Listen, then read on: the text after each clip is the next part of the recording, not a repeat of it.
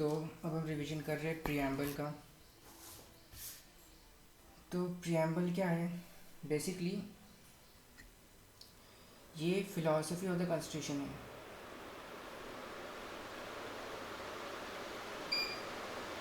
Philosophy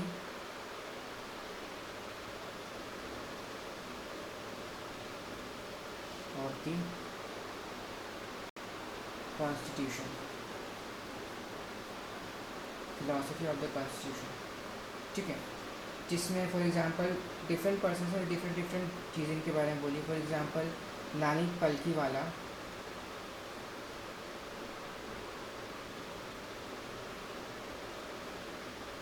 एक lawyer है, काफ़ी फेमस। उन्होंने बोला है कि जो प्रियम्बल है वो आइडेंटिटी कार्ड है कॉन्स्टिट्यूशन का। प्रियम्बल है आइडेंटिटी कार्ड है, identity card of the constitution, card of the constitution, ठीक है। अब सुप्रीम कोर्ट इन गोलकनाथ केस, तो यहाँ पे गोलकनाथ केस में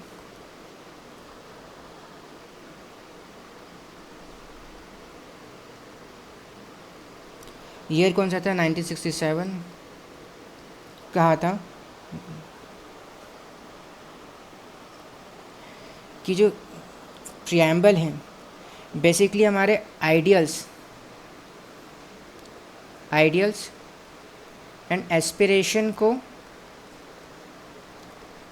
बताता है, और जो हमारे कॉन्स्टिट्यूशन मेकर्स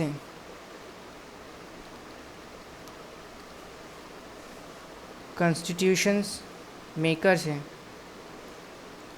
वो जब कॉन्स्टिट्यूशन बना रहे थे तो उनके माइंड में क्या चल रहा था,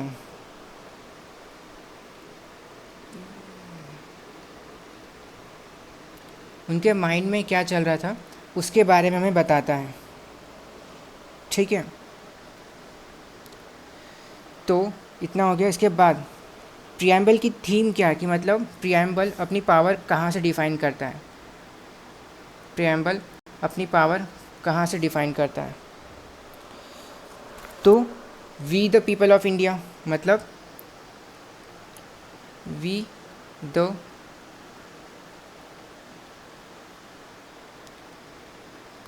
द पीपल ऑफ इंडिया, यहाँ से कॉन्स्टिट्यूशन अपनी पावर डिफ़ाइन करता है, ठीक है। मतलब क्या, इसका मतलब क्या होता है? पॉपुलर सॉवरेनिटी, पॉपुलर सॉवरेनिटी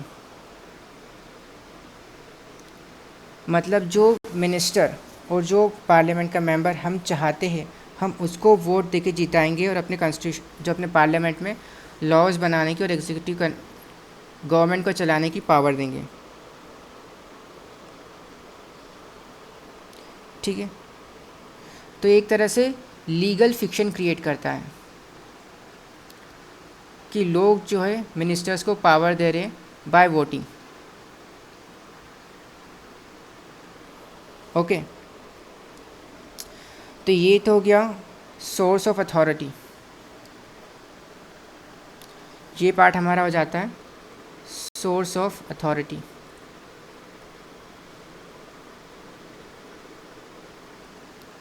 कि जो सोर्स ऑफ अथॉरिटी है वो we the people of India मतलब पॉपुलर सॉवरेनिटी है, ओके। इसके बाद नेक्स्ट हम आते हैं nature of the Indian state,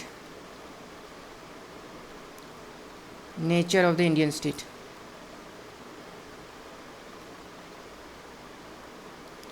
तो यहाँ पे हम बोलते हैं सॉवरेन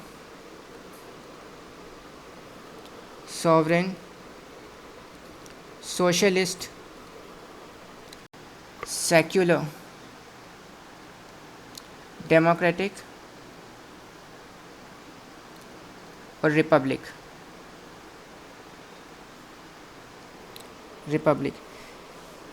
ये जो फ्रेज है यहाँ पे बीच में कॉमाज नहीं है, ये एक सिंगल वर्ड, यहाँ पे बीच में कॉमाज नहीं, एक सिंगल सेंटेंस और वर्ड की तरह से लिया जाता है, ठीक है। तो अब इनका मीनिंग समझ लेते हैं कि सॉवरेन मतलब क्या होता है, सोशलिस्ट मतलब क्या होता है। तो फर्स्ट आते हैं हम सोवरेन पे।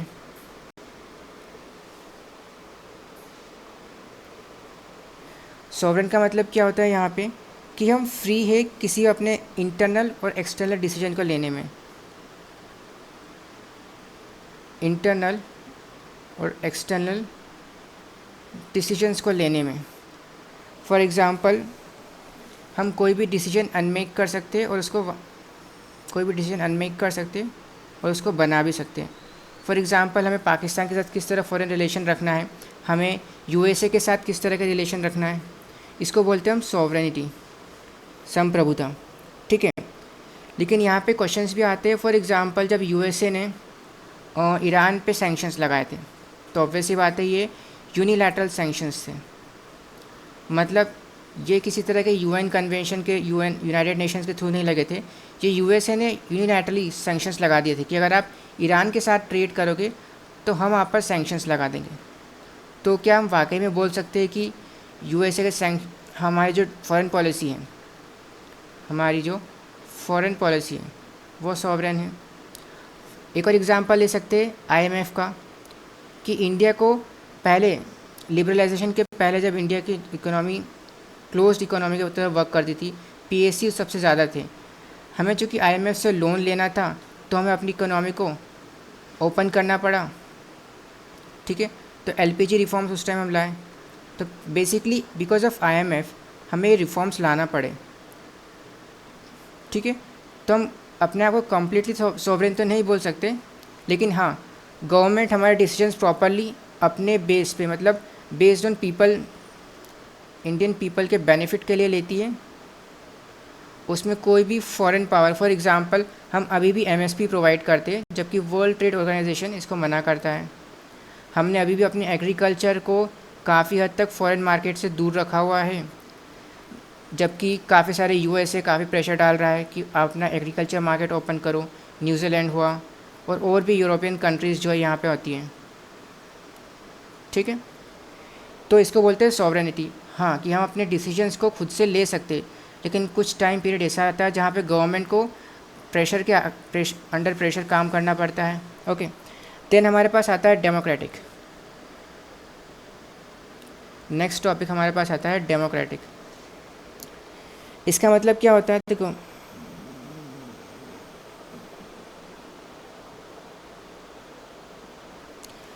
डेमोक्रेटिक में मतलब होता है कि जो गवर्नमेंट इलेक्ट होके आती है, तो बेसिकली हम इनडायरेक्ट इलेक्शन होते हैं। फॉर एग्जांपल पहला होता है कि आप कोई सा लॉ बना रहे हो तो आप डायरेक्टली पब्लिक से वोटिंग करा रहे हो, ठीक है। तो कोई लॉ लाना है, आप पब्लिक से वोटिंग कराओगे, अगर पब्लिक पास कर देती है मेजॉरिटी से तो आप इसको रख लोगे। लेकिन इंडिया की पॉपुलेशन इतनी बड़ी है कि आप ऐसा कर नहीं सकते कि हर बार जब भी कोई नया लॉ लाना है तो आप वोटिंग लाओ। तो इसके लिए क्या होता है, गवर्नमेंट इलेक्शन, हम अपने मेंबर्स को कुछ सिलेक्ट करते हैं, वो जाके पार्लियामेंट में सिलेक्ट करते हैं, वो जाके पार्लियामेंट में बैठते हैं और हमारे लिए लॉज बनाते हैं। ठीक है, तो इसको बोलते हैं इनडायरेक्ट इलेक्शन और रिप्रेजेंटेटिव डेमोक्रेसी। तो यहाँ पे जो सिलेक्टेड मेंबर्स हैं वो क्या है, रिप्रेजेंटेटिव्स हैं। रिप्रेजेंटेटिव्स है जिनको लोगों ने सिलेक्ट करा है। अब वो यहाँ पे पार्लियामेंट में जाके लॉज बनाएंगे, तो हम क्या बोलेंगे इसको, रिप्रेजेंटेटिव डेमोक्रेसी। रिप्रेजेंटेटिव डेमोक्रेसी, ठीक है। अब इसके बाद हम आते हैं रिपब्लिक पे, कि रिपब्लिक का मीनिंग क्या होता है। यहाँ पे रिपब्लिक का मतलब होता है कि जो हमारा हेड है वो इलेक्टेड है। ठीक है, मतलब हमारा हेड जो है इलेक्टेड मेंबर है। फॉर एग्ज़ाम्पल यूके में जो किंग है वो हेड ऑफ़ द स्टेट होते हैं, लेकिन हमारे यहाँ चूँकि हमारा हेड इलेक्टेड है, हमारे यहाँ प्रेसिडेंट होते हैं और उनको हम इलेक्ट करते हैं। ठीक है, तो हेड ऑफ द स्टेट जो कि इलेक्टेड है, तो उसको बोलते हैं हम रिपब्लिक। देन हमारे पास आता है कंसेप्ट सोशलिस्ट।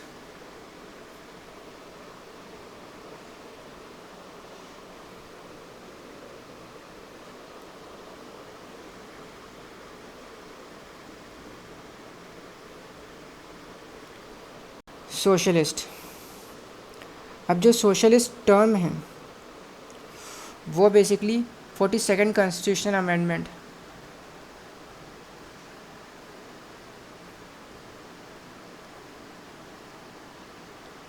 कॉन्स्टिट्यूशन अमेंडमेंट के थ्रू 1967 में ऐड करी गई थी। ठीक है, तो यहाँ पे बेसिकली जब हम सोशलिस्ट की बात करते हैं तो यहाँ पे मार्क्सिज्म नहीं आता है। मतलब मार्क्सिज्म जिन्होंने सोशलिस्ट बताया था ये क्या होता है, ये कंसेप्ट लाए थे कि स्टेट जो है सब कुछ कंट्रोल करती है।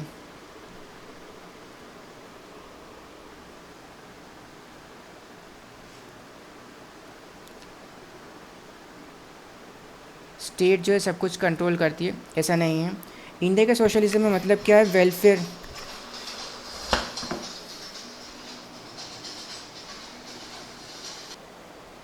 तो हमारे यहाँ पे जो स्टेट सारी पावर कंट्रोल नहीं करती है।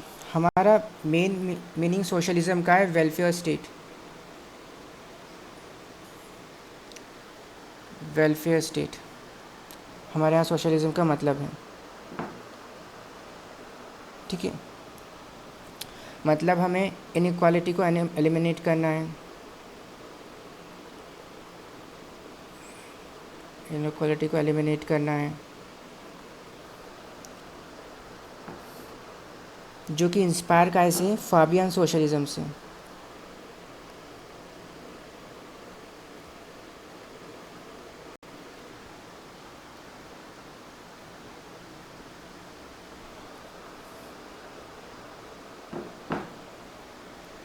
मतलब कि हमें एक ऐसी वेलफेयर स्टेट बनाना है, वेलफेयर स्टेट बनाना है जहाँ पे इनइक्वालिटी नहीं हो, और हमें किस तरह करना है, थ्रू डेमोक्रेटिक मीन्स।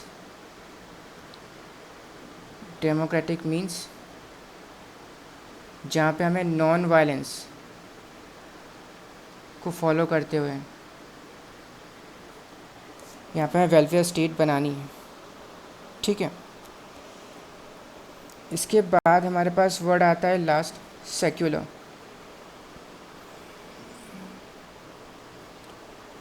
अब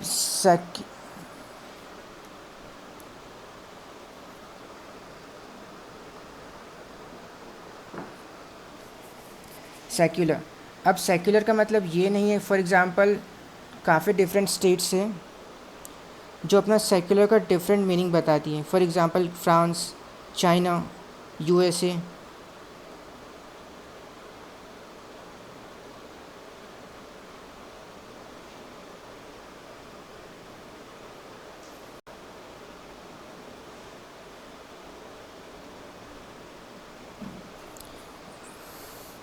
ठीक है, फॉर एग्ज़ाम्पल हम लेते हैं यूनाइटेड स्टेट का, यूनाइटेड स्टेट का। अब यहाँ पे सेक्युलरिज्म का सेक्युलर का मतलब क्या है, म्यूचुअल एक्सक्लूजन, म्यूचुअल एक्सक्लूजन। मतलब ना स्टेट रिलीजन में इंटरफेयर करेगा, स्टेट रिलीजन में इंटरफेयर करेगा, और ना ही रिलीजन जो है स्टेट में इंटरफेयर करेगा, रिलीजन स्टेट में इंटरफेयर करेगा। ठीक है, तो दोनों एक दूसरे को रेगुलेट नहीं करेंगे। ये था यूनाइटेड स्टेट का सेक्युलर कंसेप्ट। फिर हमारे पास फ्रांस आता है। अब फ्रांस में यहाँ पे स्ट्रिक्ट सेपरेशन है।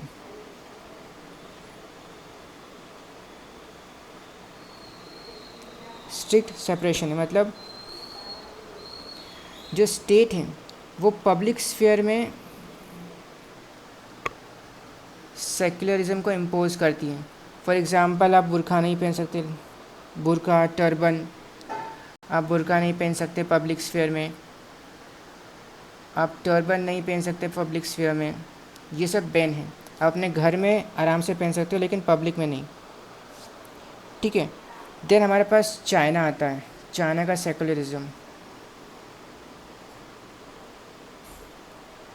जहाँ पे स्टेट एंटागोनिज्म होता है।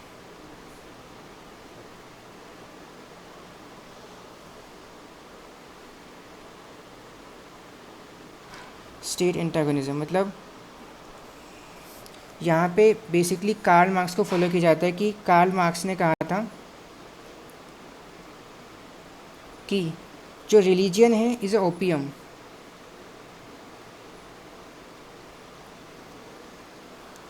Is the opium of the masses,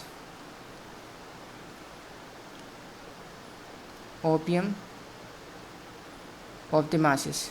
मतलब कि अगर आप कोई पर्सन रिलीजन में फॉलो कर रहा है तो बेसिकली प्रोटेस्ट नहीं करेगा किंग और रूलर्स के अगेंस्ट। वाई? क्योंकि होता क्या है, फॉर एग्जांपल अगर आप एक रिलीजन में मानते हो तो आप बेसिकली बोलोगे अगर किसी ने कुछ बुरा करा है तो उनको भगवान पनिशमेंट दे देगा, तो आप आराम से घर में बैठ जाते हो, ठीक है। लेकिन कार्ल मार्क्स का क्या कहना था कि आपको रिवॉल्यूशन करना पड़ेगा, रिबेल करना पड़ेगा स्टेट गवर्नमेंट के अगेंस्ट, रिवॉल्यूशन करना पड़ेगा अगेंस्ट, रिबेल करना पड़ेगा गवर्नमेंट के अगेंस्ट, और गवर्नमेंट भी नहीं, रूलर्स के अगेंस्ट। लेकिन जो पर्सन रिलीजन में बिलीव करता है वो ये बोलेगा कि जो अगर किसी रिच पर्सन ने कुछ बुरा करा है तो गॉड उसको पनिश करेगा, गॉड उसको पनिश करेगा, ठीक है। तो यही यहाँ पे कार्ल मार्क्स का कहना था। तो चाइना क्या करता है, चाइना कम्प्लीटली रिलीजियस को एक तरह से एक्सट्रीम हटाने का कोशिश करता है, बिल्कुल बंद करो रिलीजियस अपनी प्रैक्टिसेस, सप्रेस करना, उनको डिमोलिश कर देना। फॉर एग्ज़ाम्पल उइगर मुस्लिम का कंसेप्ट जब चाइना में अभी है, उइगर मुस्लिम का कंसेप्ट चाइना में है, ठीक है, जिनजियांग में।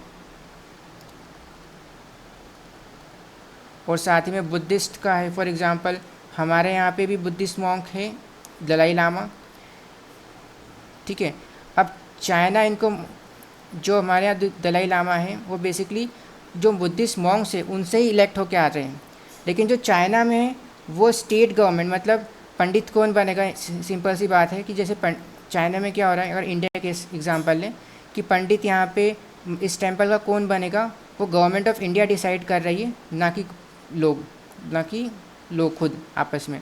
तो चाइना में सेम कंसेप्ट ये यहाँ पे होता है कि जो बुद्धिस्ट मॉन्क हैं टेंपल में, वो दलाई लामा कौन बनेगा वो स्टेट डिसाइड करेगा, ना कि जो वहाँ के मॉन्क्स है वो खुद, या फिर वहाँ के जो लोग हैं वो खुद, ठीक है। वहीं यहाँ पे इंडिया केस देखते हैं हम कि इंडिया में सेक्युलर का मतलब क्या होता है। इंडिया में सेक्युलर का मतलब होता है प्रिंसिपल डिस्टेंस, प्रिंसिपल डिस्टेंस मतलब कि आपको जो भी रिलीजियस प्रैक्टिस अपनी करनी है आप खुद से कर सकते हो, ठीक है, गवर्नमेंट उसमें इंटरफियर नहीं करेगी, और बेसिकली वे यहाँ पे आपको बताने से पूरा एब्सटेन करेगी। लेकिन जो आपकी मॉरल वैल्यूज़ है, फॉर एग्जांपल वुमेन को उनके राइट्स मिलना चाहिए, ठीक है, और सती प्रथा, कास्ट सिस्टम जो हमने लागू कर रखा है दलित के लिए, ये बिल्कुल इमोरल है। बेसिकली आप बेस्ड ऑन रिलीजियस उनको सप्रेस कर रहे हो, उनको मार रहे हो, ठीक है। तो यहाँ पे गवर्नमेंट इंटरफेयर करेगी। लेकिन जब तक आप पूजा पाठ कर रहे हो, कोई भी रिचुअल्स फॉलो कर रहे हो, आपके कुछ बिलीव्स हैं, रिचुअल्स फॉलो कर रहे हो, बिलीव से, फॉर एग्जांपल मुस्लिम कम्युनिटी में है कि शाहबानो केस वाला शाहबानो केस, जहाँ पे एलोमनी का सिस्टम था कि मुस्लिम वुमेन को एलोमनी नहीं मिलनी चाहिए, लेकिन यहाँ पे सुप्रीम कोर्ट ने कहा कि आपको एलोमनी यहाँ पे देना पड़ेगी, ठीक है। तो इसी तरह गवर्नमेंट यहाँ पे और रिलीजियस में इंटरफेयर नहीं करती है। आपको जो भगवान, जिनसे अल्लाह, गॉड, भगवान, जिसमें बिलीव करना है आप कर सकते हो, गवर्नमेंट से इंटरफेयर नहीं करेगी अनलेस आप कुछ इमोरल नहीं कर रहे हो, आप किसी पर्सन को हार्म नहीं कर रहे हो, ठीक है। तो ये इंडियन का सेक्युलरिज्म है। अब यहाँ पे जो टर्म हम बात करते हैं सेक्युलर, सॉवरेन, सोशलिस्ट और इंटीग्रिटी, प्रीएम्बल में इंटीग्रिटी, ये 42nd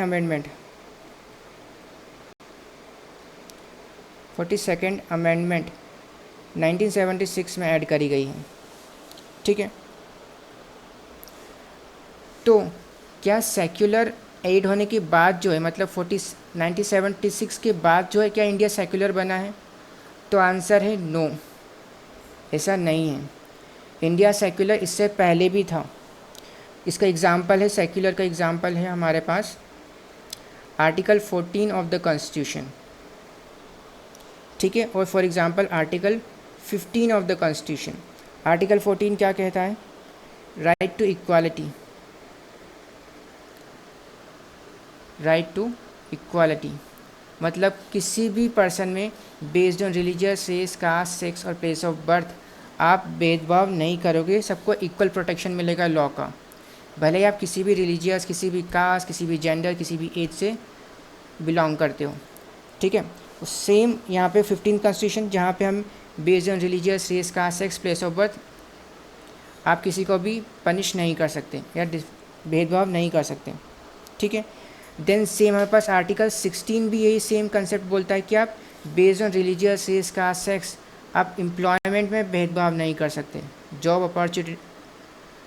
अपॉर्चुनिटी सबको बराबर मिलना चाहिए, जॉब अपॉर्चुनिटी सबको बराबर मिलना चाहिए। ठीक है, 16। देन हमारे पास आर्टिकल 25 टू 28 वापस हमारे पास आता है, जहाँ पे लिखा गया है right to freedom of religion, जो आता है right to freedom of religion, जहाँ पे अगेन आपको आपके रिलीजियस अफेयर्स को मैनेज करने का, प्रॉपर्टी के टैक्स, आप रिलीजियस में दान दक्षिणा जब करते हो टैक्स दे सकते हो, आप अपने इंस्टीट्यूशंस को मैनेज कर सकते हो, आपको कोई प्रेयर जो भगवान की प्रेयर होती है कंपलसरी अटेंड नहीं, आप किसी पे थोप नहीं सकते, कंपलसरी नहीं कर सकते, आप अपने फेथ को मान सकते हो। ठीक है, ये सब आता है।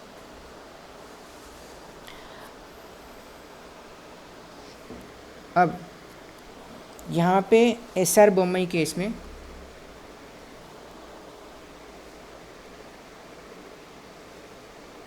Bommai versus union of India versus union of India 1994 में यहाँ पे केस में कहा गया है कि जो सेक्युलरिज्म है वो बेसिक स्ट्रक्चर है कॉन्स्टिट्यूशन का, basic structure of the constitution है। ठीक है, अब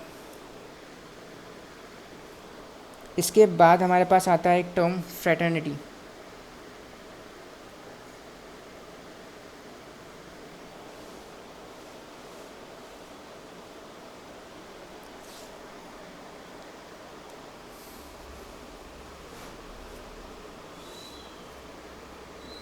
फ्रेटर्निटी मतलब क्या होता है?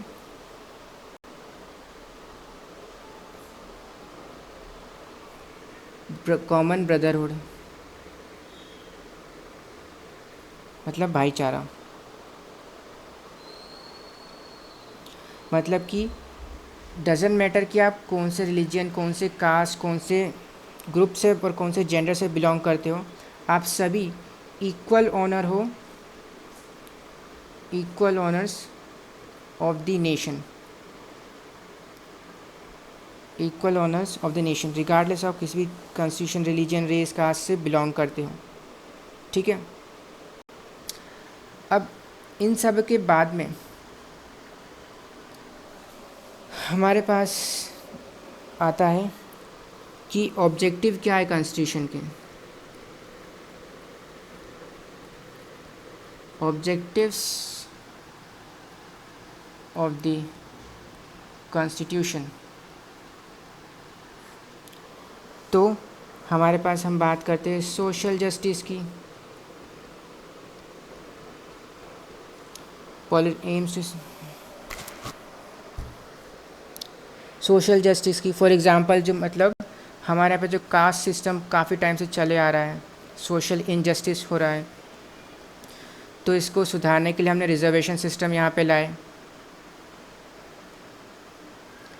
रिजर्वेशन सिस्टम यहाँ पे लाए। तो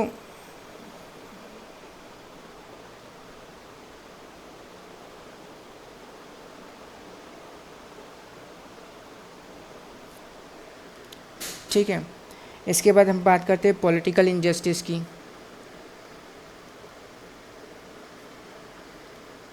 पॉलिटिकल जस्टिस की कि यहाँ जिसमें हम इंश्योर करते हैं कि किसी भी पर्सन के बीच में आर्बिट्रेरी डिस्टिंक्शन नहीं होना चाहिए। मतलब आप कि वुमेन्स को फेवर कर रहे हो, मैन को नहीं, या फिर आप मैन को फेवर कर रहे हो, वुमेन के नहीं। पॉलिटिकल रिप्रेजेंटेशन नहीं है आपके वुमेन में। फॉर एग्जांपल कास्ट के बेसिस पे आपकी इस पर्टिकुलर कास्ट का रिप्रेजेंटेशन पॉलिटिकल पार्टीज़ में नहीं है, ठीक है। तो फॉर एग्जांपल यहाँ पे एक और केस आता है, Lily Thomas case, political justice के लिए। लिली थॉमस केस जिसमें representation of peoples act, representations of people act के सेक्शन 8 क्लॉज 4 में क्या कहा गया था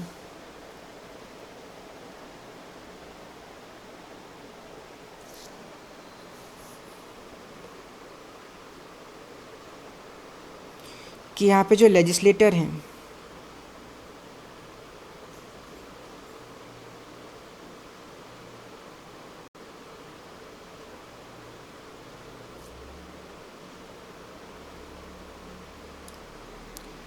यहाँ पे जो लेजिस्लेटर हैं, फॉर एग्जांपल कोई एमएलए और एमपी यहाँ पे मिनिस्टर की पोस्ट पे इलेक्ट हो गया है, लेकिन उसने कोई क्राइम कर दिया है जिस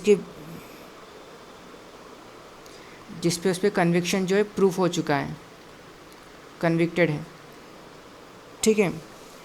अब एमपी को यहाँ पे 3 मंथ की विंडो मिलती है, 3 मंथ की विंडो मिलती कि आपको डिस्क्वालिफिकेशन के पहले आपको 3 मंथ का टाइम दिया जाता है कि आप हायर कोर्ट में अपील करो।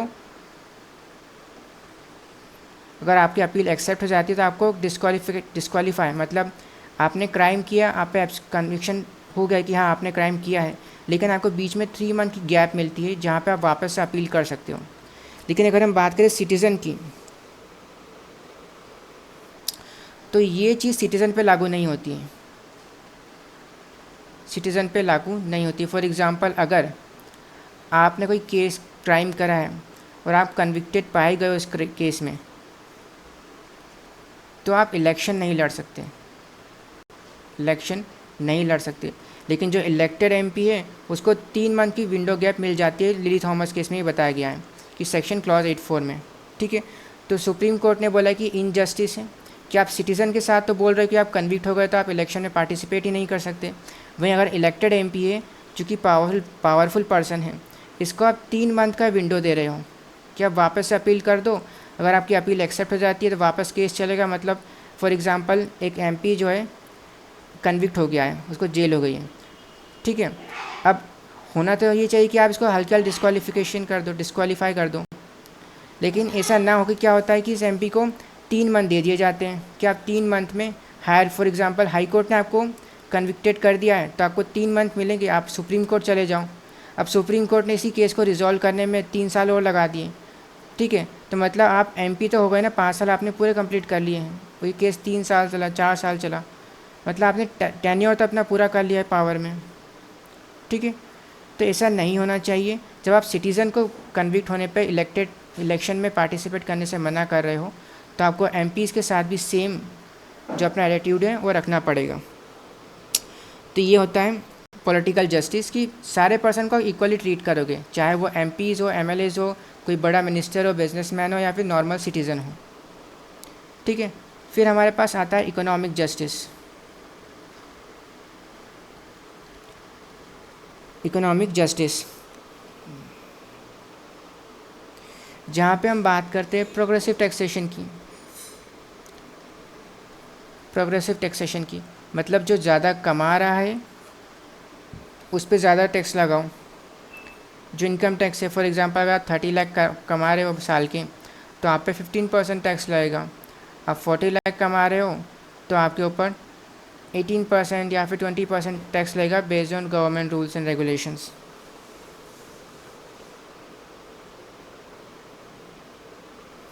ठीक है। तो और फॉर एग्ज़ाम्पल एक और केस आता है यहाँ पे, Subramaniam Balaji case.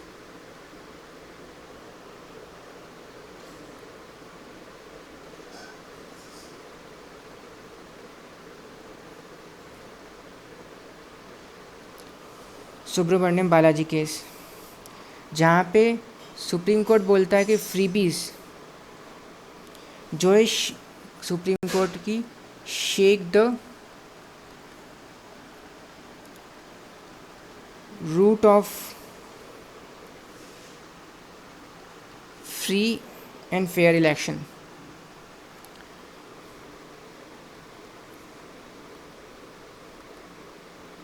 Elections but are not bribes.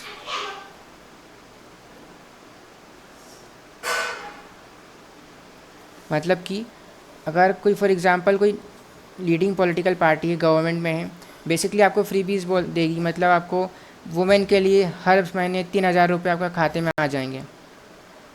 या फिर जो नौकरी नहीं कर रहे हैं, अनएम्प्लॉयड पर्सन है, उनके खाते में हर साल और हर 6 महीने में हम 6,000 रुपये डाल देंगे हर 6 महीने में। तो बेसिकली आप फ्रीबीज बांट रहे हो, आप गवर्नमेंट को, पब्लिक को रिश्वत दे रहे हो कि अगर आप हमको वोट करोगे तो आपको मुफ्त का पैसा मिलेगा। ठीक है। तो यहाँ पे कोर्ट क्या बोलता है कि यस, फ्रीबीज जो है elections free and fair election की रूट को शेक करता है, ख़राब करता है, लेकिन ये एक तरह से ब्राइब नहीं है।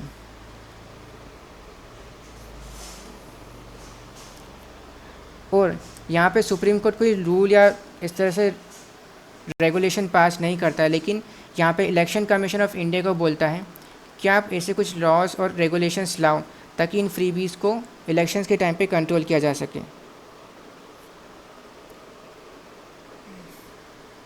इलेक्शंस के टाइम पे कंट्रोल किया जा सके। ठीक है। तो इसके बाद हमारे पास आता है liberty, belief, faith and worship. हमारे पास आता है लिबर्टी, हम ऑब्जेक्टिव्स में देख रहे हैं, तो ऑब्जेक्टिव्स में आप आता है लिबर्टी, जिसमें हम गारंटी देते हैं freedom of thought expression, belief, faith and worship. अब यहाँ पे जो बिलीफ आता है कि आप किस पे भरोसा करते हो, ये प्रूवन है कि मतलब आप दिखा सकते हो, लेकिन फेथ आप इसको प्रूव नहीं कर सकते। आप भगवान में भरोसा करते हो, लेकिन भगवान है क्या, आपको दिखे, आपने कहीं देखा? सेम गॉड, अल्लाह गॉड सबके लिए सेम ही है। तो एक तरह से आप प्रूफ नहीं कर सकते, आपको खुद का भरोसा या पूजा करते हो, मानते हो। ठीक है। इसकी आपको आज़ादी है, free, same for belief as well. Okay. Then हमारे पास आता है equality uphold the principle of equal status and opportunity. मतलब लाइफ में सबको इक्वल अपॉर्चुनिटी और स्टेटस होना चाहिए। ऐसा नहीं गवर्नमेंट कुछ पीपल्स को स्पेशल ट्रीटमेंट दे रही है, कुछ को नहीं, सबको बराबर से अपॉर्चुनिटी मिलना चाहिए। ठीक है। देन हमारे पास आता है फ्रेटर्निटी,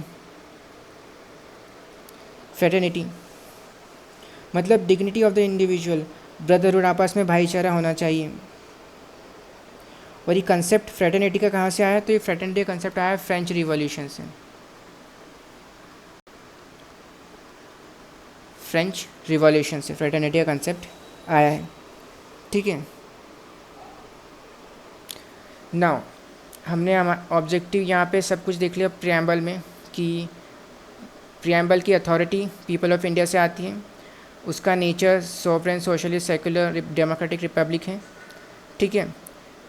हमारा जो ऑब्जेक्टिव है फ्रेटर्निटी, लिबर्टी, पॉलिटिकल जस्टिस, ये सब हमने चेक कर लिया। ओके। अब यहाँ पे हम आते हैं स्टेटस पे, प्रियम्बल के स्टेटस पे, कि प्रियम्बल कॉन्स्टिट्यूशन का पार्ट है, क्वेश्चन मार्क। ठीक है। तो यहाँ पे बेरूबरी यूनियन केस में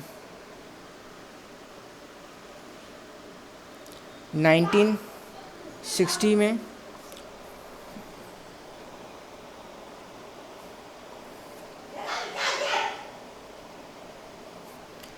कहा जाता है कि जो प्रियम्बल है वो कॉन्स्टिट्यूशन का पार्ट नहीं है, ठीक है। प्रियम्बल कॉन्स्टिट्यूशन का पार्ट नहीं है बेरोबरी यूनियन केस में, लेकिन बाद में केशवानंदा भारती केस में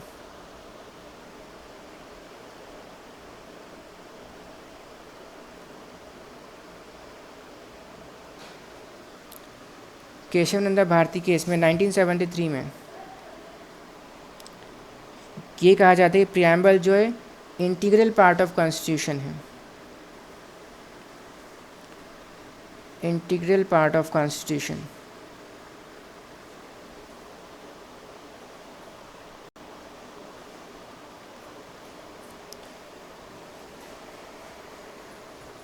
ठीक है।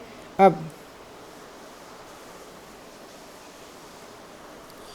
यहाँ पे हालांकि प्रियम्बल को बोल दे एक पार्ट ऑफ द कॉन्स्टिट्यूशन है, लेकिन जो प्रियम्बल है वो कोर्ट में इन्फोर्स नहीं किया जा सकता,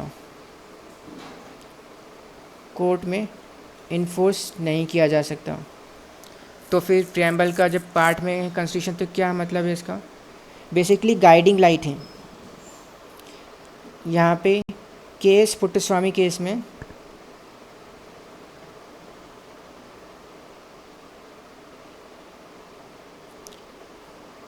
पुट्टस्वामी केस में 2017 में यहाँ पे बोला जाता है कि जो प्रियम्बल है एक तरह से गाइडिंग लाइट की तरह वर्क करता है। जो केएस पुट्टस्वामी केस में जो सुप्रीम कोर्ट है उन्होंने प्रियम्बल प्लस आर्टिकल 21 में कहा था को लेकर कहा है कि यहाँ पे सिर्फ आप राइट टू लाइफ में आप भेड़ बकरी की तरह ज़िंदगी नहीं चाहते हो, मतलब आपकी लाइफ ऐसा नहीं कि आप भेड़ बकरी की तरह सबको ठूस रहे हो, बस आप जस्ट एक्ट ऑफ ब्रीथिंग नहीं है, जस्ट एक्ट ऑफ ब्रीथिंग मतलब आप सांस ले रहे हो, मतलब यही आपका राइट टू लाइफ हो जाता है। राइट टू लाइफ मतलब होता है विथ डिग्निटी, आप डिग्निटी के साथ लाइफ जी रहे हो। जो प्रियम्बल में हमने पढ़ा था लिबर्टी, इक्वालिटी, फ्रेटर्निटी, लिबर्टी, ये सब आपको मिलना चाहिए, ये प्रियम्बल से आया है। साथ ही में आर्टिकल 21 में भी राइट टू लाइफ जो हम देखते हैं जहाँ जस्ट एक्ट ऑफ ब्रीथ ना होके डिग्निटी, ये सब है, ठीक है। तो इस तरह है। अब इसके बाद